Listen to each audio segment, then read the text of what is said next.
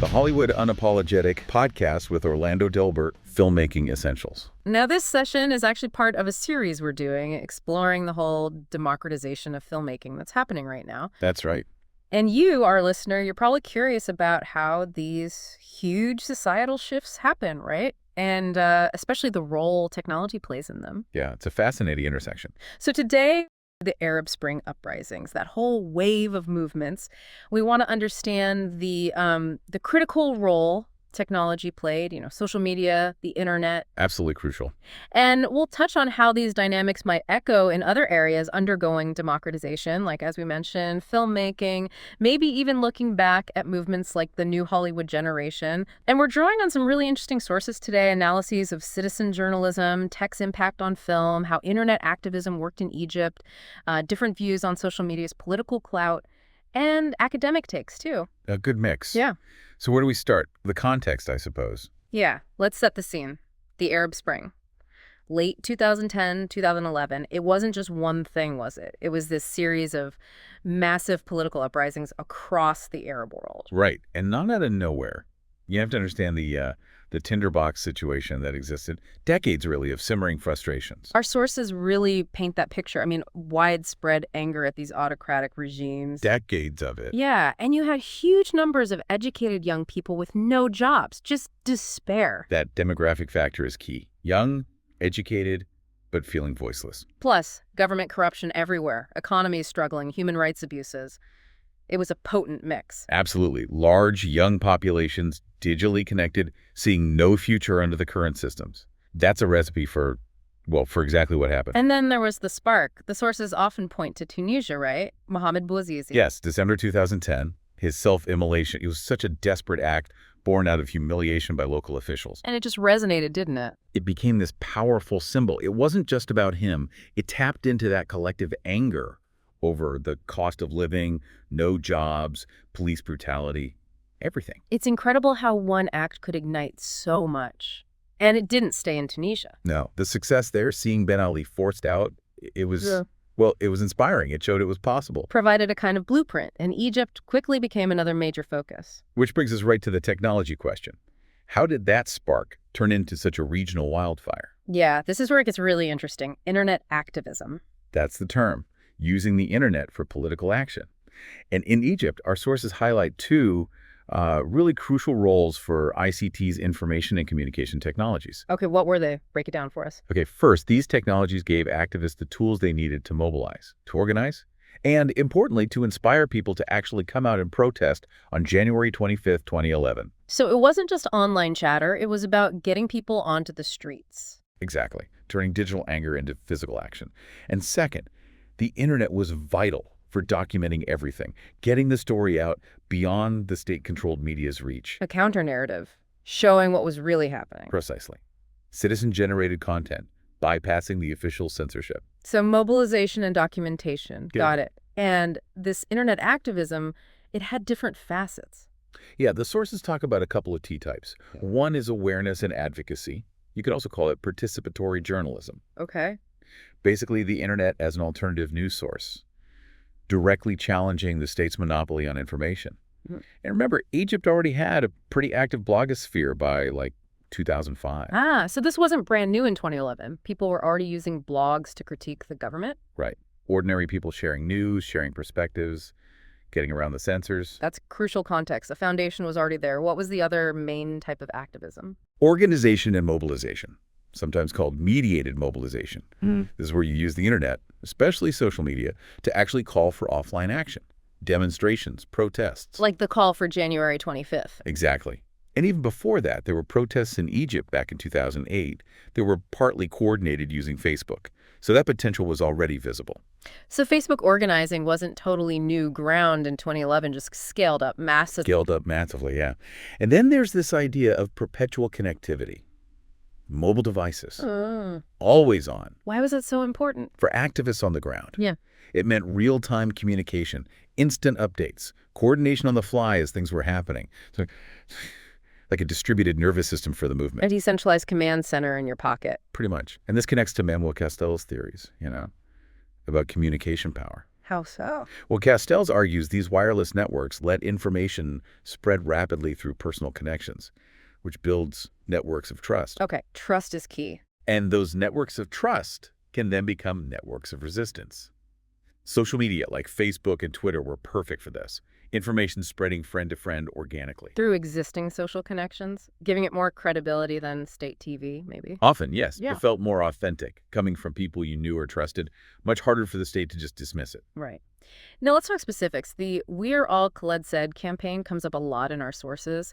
Why was that such a turning point? Oh, walks, yeah. That's a really powerful case study. It started after Khalid Said was brutally killed by police in June 2010. I remember the images. Horrific. Exactly. Those graphic photos spread like wildfire online, sparked absolute outrage, a real sense that this couldn't stand. So the visual element was critical. Hugely. And Wal Ghonim, who worked at Google then, set up this Facebook group, We Are All Khalid Said, in Arabic specifically to campaign against police brutality. And it took off. Massively. The Arabic page got hundreds of thousands of members very quickly, a huge online community forming around this shared grievance. But it wasn't just about clicking like, was it? The goal was real-world action. Absolutely. Ghonim talked about the ultimate aspiration being mediated mobilization, turning online activism into offline action. They started with smaller, silent protests. Testing the waters, maybe? Seeing if online support would translate? Kind of, yeah. Showing that online organizing could lead to people actually showing up. Yeah. Building momentum. And then came the build-up to January 25th. Right. There was this call for a day of anger. Interestingly, the main Walk's Arabic page got taken down temporarily. Government interference. Almost certainly. But it popped back up quickly, though the old content was gone. And the date, January 25th, that was National Police Day in Egypt. Very symbolic. Deliberate timing. Seems likely. And the momentum might have been boosted by a couple of key videos that went viral. A YouTube interview with an ex-police officer talking corruption, and a really powerful video appeal by a woman named Asma Mahfouz. Both shared widely via Walks and other channels. So it wasn't just one single call to action, but this convergence of voices and events, all amplified online. That's a great way to put it. And the mobilization just before Jan 25th. Unprecedented. News reaching hundreds of thousands online, tens of thousands signing up to actually go. It showed the power of this digital network to overcome fear. Amazing. Facebook seems like the core platform there. But the sources also distinguish between Facebook and Twitter's roles. Yeah, that's an important nuance. Facebook was definitely key for that initial mass mobilization, raising awareness. But once the protests started, Twitter became arguably more critical for the activists actually on the ground. Why the difference? User base. Partly, maybe. Facebook had more users overall in Egypt then. But Twitter's format, the microblogging, the hashtags like #Jan25, made it incredibly effective for real-time, rapid information sharing. Coordination. Like a fast public dispatch system. Exactly. Quick updates, searchable hashtags, perfect for the fluid situation on the streets. Facebook was more the organizing hub beforehand. So Facebook for the build-up, Twitter for the real-time action. Makes sense. Yeah. There's an example in the sources of a blogger, Mahmoud Salem, tweeting an urgent request for more protesters at a specific spot.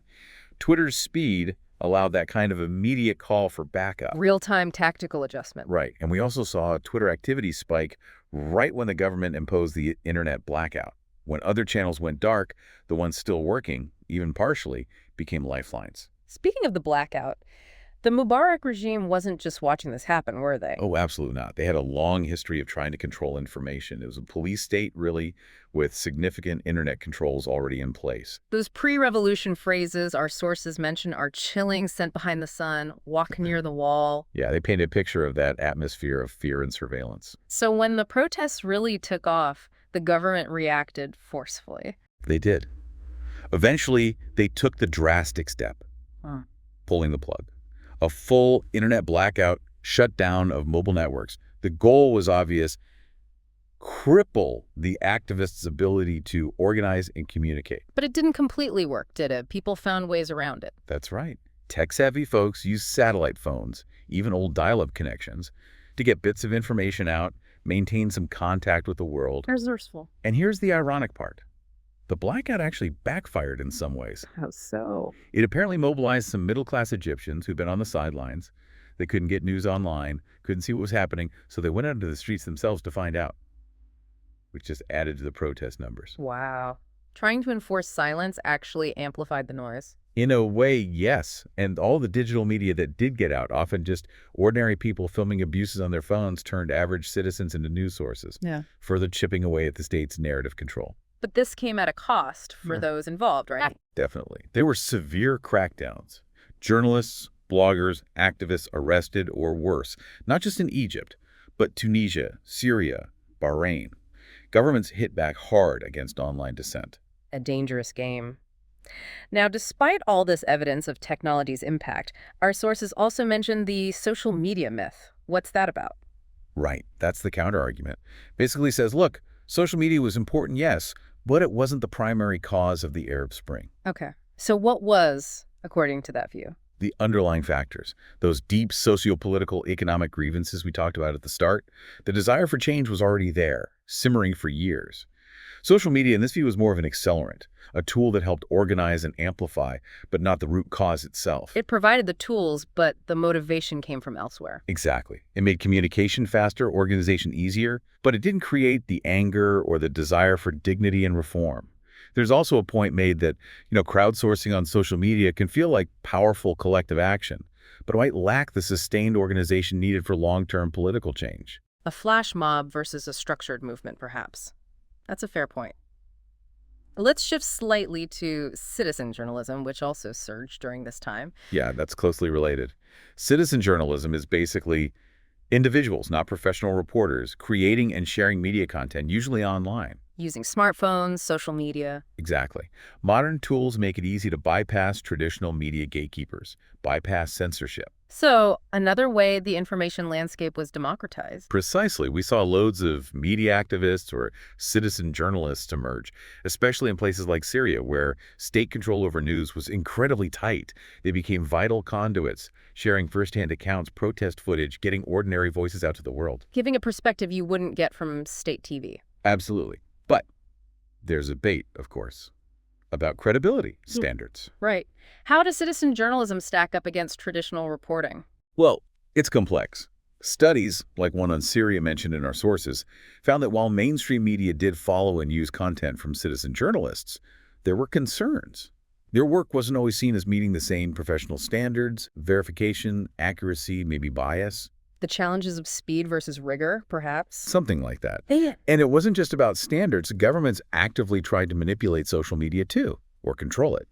Like that rumor about the Saudi king trying to buy Facebook, true or not, it shows the perceived power and the desire to control these platforms. It highlights that ongoing battle for control over the digital narrative. Okay, so pulling back a bit connects to our broader theme, doesn't it? The democratization of filmmaking. Absolutely. There's a strong parallel there. Yeah. The same principles of technological empowerment, of democratizing access, we see them playing out. How so? Draw that connection for us. Well, think about it. Just like digital media let citizen voices challenge political narratives and bypass state control during the Arab Spring. Yeah. The rise of cheap digital cameras, accessible editing software, online platforms like YouTube or Vimeo, they've massively lowered the barriers in filmmaking. Meaning you don't need a giant studio anymore. Exactly. Aspiring filmmakers can create and distribute their work outside the old system.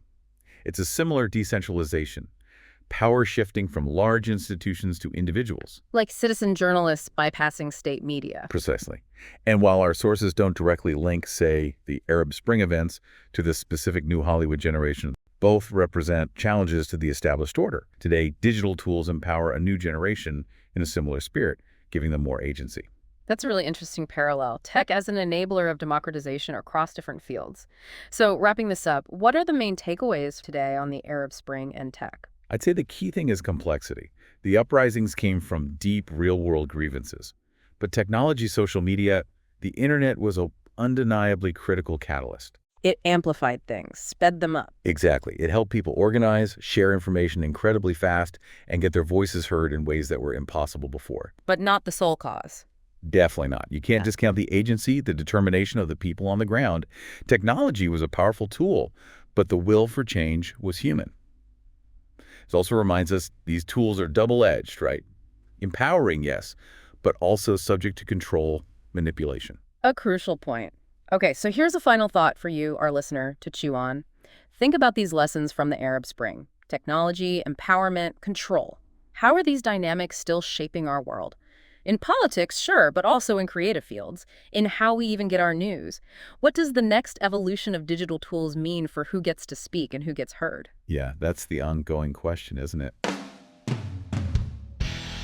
You can find more insights on navigating the entertainment industry and achieving success in Orlando Delbert's work, including his book, Pollyanna's Tear-Soaked Battlefields of Hollywood, a survival guide against the cynicism and the hypocritical, and of course, the Hollywood Unapologetic platform. And always remember, you are the key to your own success. You are the new Hollywood generation. Be informed, be prepared, and most importantly, be great. That's it. Be great. Good luck out there. See you next time.